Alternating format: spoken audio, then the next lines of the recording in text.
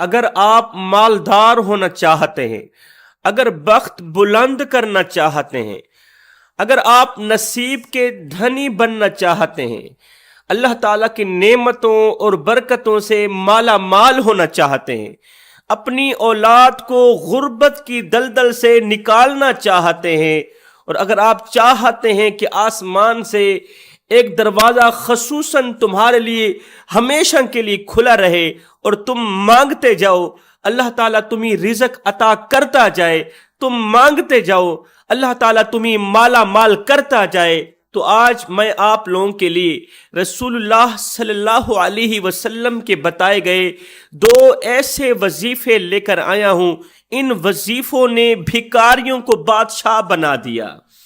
یہ دو وظیفے پڑھنے سے اللہ تعالیٰ تمہیں اس قدر مالا مال کرے گا، اس قدر رزق وسیع عطا کرے گا کہ بادشاہ بھی تم پر رشک کریں گے، تمہاری امیری پر بڑے بڑے امیر لوگ بھی رشک کریں گے۔ وہ وظیفے بتانے سے پہلے ایک درویش عامل تھے۔ درویش عامل کو ایک بہت ہی پرانا، صدیوں پرانا بوڑھا جن ملا۔ درویش نے اس جن سے پوچھا کہ تو کہاں رہتا ہے؟ اس جن نے کہا کہ میں سمندر کی تہ میں رہتا ہوں۔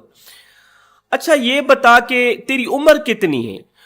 اس صدیوں پرانے جن نے کہا کہ میری 1600 سال عمر ہے۔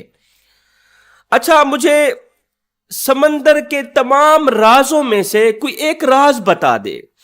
درویش عامل نے جن سے کہا کہ مجھے سمندر کے تمام رازوں میں سے ایک اہم راز بتا دے۔ اس جن نے کہا کہ 7 سمندر ہیں، 7 سمندر کے اندر اللہ تعالیٰ کی مخلوق رہتی ہے۔ یہ مخلوق کھاتی بھی ہے اور پیتی بھی ہے، اور ہر وقت اللہ تعالیٰ کی عبادت میں مصروف رہتی ہے۔ چرند پرند انسان حیوان ہر وقت اللہ تعالیٰ کی عبادت میں مصروف رہتے ہیں۔ ان میں سے ایک راز کی بات بتاتا ہوں۔ کبھی کبھار ایسا ہوتا ہے کہ ایک دم سمندر کے اندر رہنے والی، 7 سمندر کے اندر رہنے والی تمام کی تمام مخلوق ایک دم رونے لگ جاتی ہے۔ یہ رونے کی آواز بلند ہوتی جاتی ہے، یہ چیخو پکار کی آواز بلند ہوتی جاتی ہے، یہ رو رو کر دونوں ہاتھ اٹھا کے اللہ تعالیٰ سے دعا کرتی ہے۔ یہ مخلوق کون سی دعا کرتی ہے؟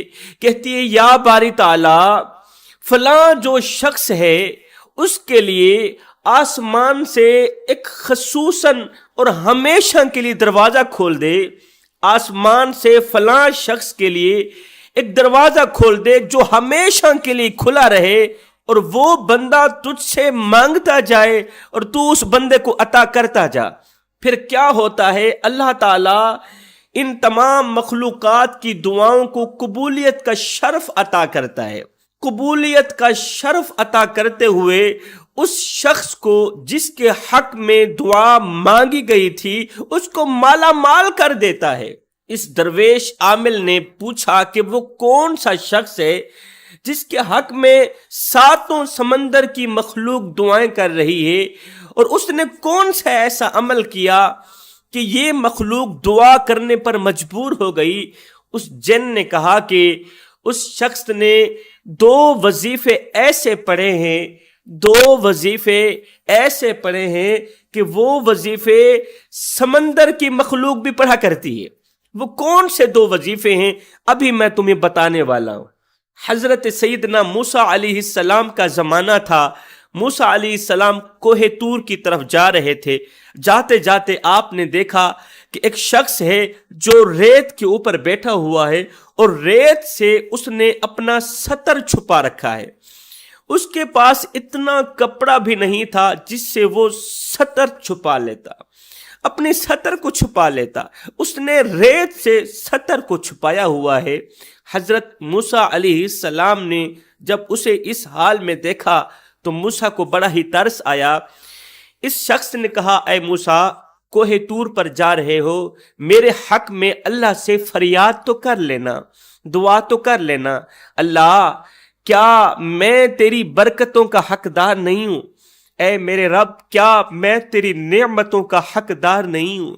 اللہ کیا میں تیرا بندہ نہیں ہوں؟ تو نے مجھے پیدا نہیں کیا؟ اگر تو نے مجھے پیدا کیا ہے تو پھر دیکھ تمام کے تمام لوگ عیاشیوں والی زندگی گزار رہے ہیں، ایک میں ہوں جو غربت اور افلاس والی زندگی گزار رہا ہوں۔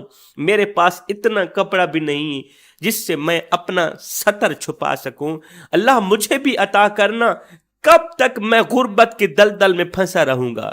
کب تک میں درختوں کے پتے کھا کھا کے گزارا کرتا رہوں گا؟ حضرت موسیٰ علیہ السلام کوہ طور پر گئے، اللہ سے اس کے حق میں دعا کی، فریاد پیش کی۔ موسیٰ علیہ السلام جب واپسی کی طرف آئے تو موسیٰ نے اس شخص کو کہا کہ اے بندے، اللہ فرما رہا ہے تو میری نعمتوں کا شکریہ ادا کیا کر۔ اللہ فرما رہا ہے میری نعمتوں کا شکریہ ادا کیا کر۔ یہ سنتے ہی اس شخص نے کہا اللہ نے مجھے نعمت دی ہی کون سی ہے جس نعمت کا میں شکریہ ادا کروں؟ اللہ نے مجھے نعمت دی ہی کون سی ہے جس نعمت کا میں شکریہ ادا کروں؟ بس اتنا کہنا ہی تھا، ہوا آئی، وہ ریت بھی اڑا کر لے گئی جس ریت سے اس نے ستر چھپا رکھا تھا۔ ہائے، نعمتوں کی بے قدری نے ہمیں غریب تر غریب کر دیا۔ اللہ تعالیٰ کی دی گئی نعمتوں کی بے قدری نے ہمیں غربت اور افلاس کی دلدل میں پھنسا دیا۔ آج میں آپ لوگوں کے لیے رسول اللہ صلی اللہ علیہ وسلم کے بتائے گئے دو ایسے الفاظ لے کر آیا ہوں، دو ایسے وظیفے لے کر آیا ہوں۔ ان وظیفوں نے بھکاریوں کو بادشاہ بنا دیا۔ حضرت سیدنا علی المرتضیٰ شیر خدا کرم اللہ وجہ الکریم فرماتے ہیں جو شخص ان دو الفاظ کو لکھ کر اپنے مکان، دکان یا فیکٹری کے اندر لٹکا دے تو اس جگہ جادو ٹونا اثر نہیں کرے گا، اس جگہ مصیبتیں نہیں آئے گی، اس جگہ آفت نہیں آئے گی، دشمن کا وار کامیاب نہیں ہوگا۔ رسول اللہ صلی اللہ علیہ وسلم فرماتے ہیں یہ الفاظ پڑھتے ہی، یہ وظیفے پڑھتے ہی انسان کی ٹینشن ختم ہو جاتی ہے۔ صحابہ کرام فرماتے ہیں کہ ہم پر جب بھی کوئی برا وقت آتا، کوئی پریشانی کا وقت آتا، ہم پر کوئی ٹینشن آتی تو ہم یہ دو وظیفے کثرت سے پڑھا کرتے تھے۔ اللہ تعالیٰ ان دو وظیفوں کے صدقے ہماری ٹینشن دور کر دیتا تھا۔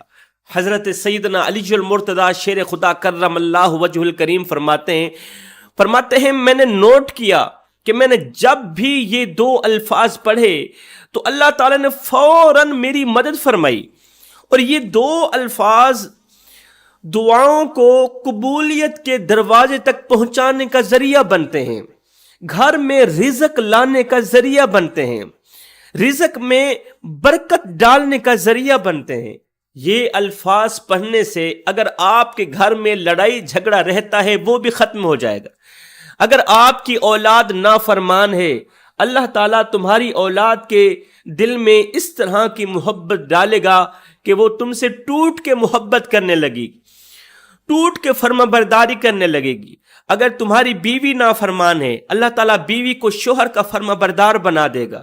بچیوں کے لیے اچھے رشتے نہیں آ رہے، یہ دو الفاظ پڑھیں، اللہ تعالیٰ غیب سے تمہاری مدد کرے گا اور فوراً تمہاری مدد کرے گا۔ پہلا لفظ، پہلا وظیفہ، وَمَا كَانَ رَبُّكَ نَسِيًّا، اس کا ترجمہ یہ ہے اور تیرا رب تجھے بھولنے والا نہیں ہے۔ جب اللہ تعالیٰ یہ سنتا ہے کہ میرا بندہ مجھے کہہ رہا ہے کہ میرا جو رب ہے وہ مجھے بھولنے والا نہیں ہے، تو یہ سنتے ہی اللہ مسکرا پڑتا ہے۔ بس کیا ہوتا ہے، اسی وظیفے کے صدقے اللہ تعالیٰ اس کا خالی دامن اپنی رحمتوں سے، رزق وسیع سے بھر دیتا ہے۔ یہ وظیفہ فجر کی نماز کے بعد 100 مرتبہ پڑھنا ہے، وَمَا كَانَ رَبُّكَ نَسِيًّا۔ دوسرا وظیفہ، لا الہ الا انت سبحانک انی کنت من الظالمین۔ حضرت یونس علیہ السلام مچھلی کے پیٹ سے کبھی نہ نکلتے اگر وہ یہ دعا نہ پڑھتے، لا الہ الا انت سبحانک انی کنت من الظالمین۔